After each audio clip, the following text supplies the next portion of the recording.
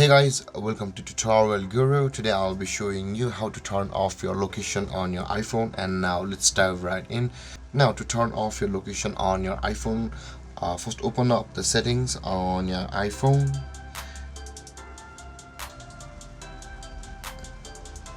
and after that on the settings, scroll down to the bottom of the screen, and just below the battery you will see the privacy settings available over here. Guys, you can see the privacy. Tap on the privacy, and over here guys, on this tab at the first option it says the location services, and it's currently on, so tap on it.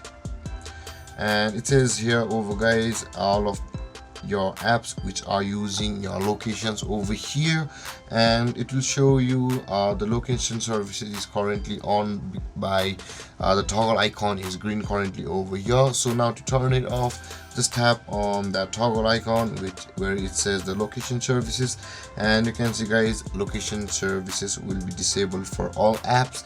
And with that being said guys, your location will be turned off from here, so tap on turn off, and you can see guys, and currently none of the apps are currently using your location. In this way you can turn off your location on your iPhone.